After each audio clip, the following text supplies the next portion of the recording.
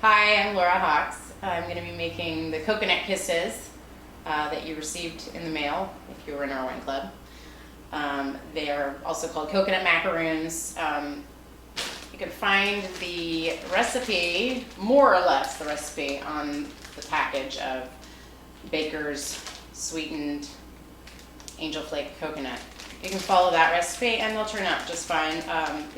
The modification I made was put a little bit more egg white and less sugar. Also, I used vanilla extract and almond extract instead of just almond. You could also just use vanilla extract if that's all you have. What's nice about just using vanilla extract is the cookies end up tasting a little bit more like coconut. Also, if you like chocolate,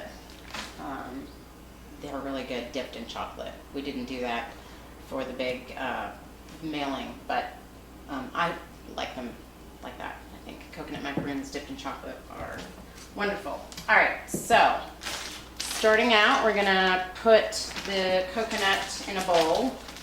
This is one small package of sweetened flaked coconut. This recipe is easily doubled or tripled or times 100. So I got the coconut. It's a little bit clumpy, so I like to break it up. I washed my hands already, dried them. I think it's good to use your hands if they're clean. And that is 2 2/3 cups. The larger packet is 5 1/3. This is a small one, and this will make, I think, about 30 macaroons. Kisses. All right, now we're gonna do a little bit of sugar. Do a scant 1/3 cup, just a little under 1/3 of a cup.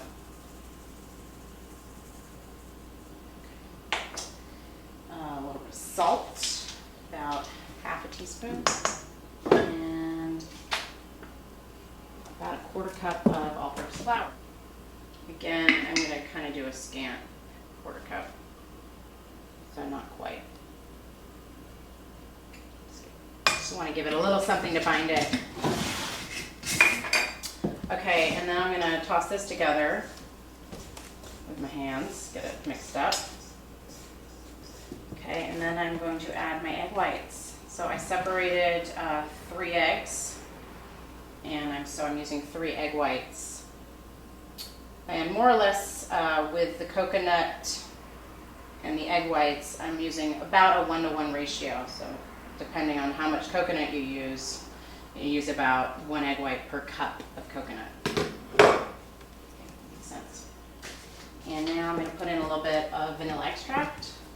For this much, I'll probably do about a teaspoon. And a 1/4 teaspoon of almond extract. Almond extract is very potent. You really don't want a lot. All right, and now I'll just mix that up. I am going to use a spoon for this part. It's pretty gooey.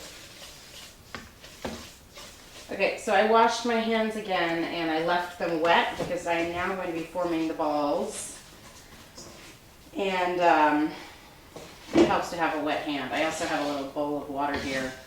When my hands get too sticky, I'll just dip them in.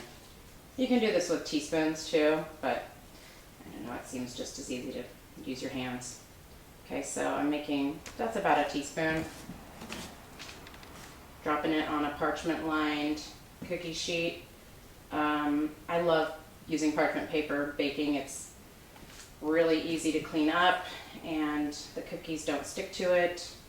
And you can actually use it over and over again if you don't, burn too much onto the parchment. So I've got all the kisses on the tray here, and it looks like that made about 24, I guess.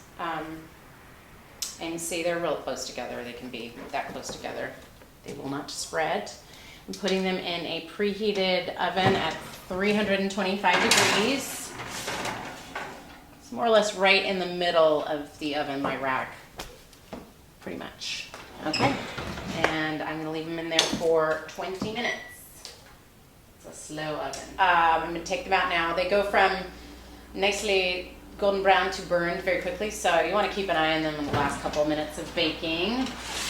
And those look just about perfect to me. Sizzling. Just golden brown, and at this point, I'm going to let them cool for a little bit, then transfer them to a wire rack. And then once they're completely cool, if you like, you can dip them in chocolate.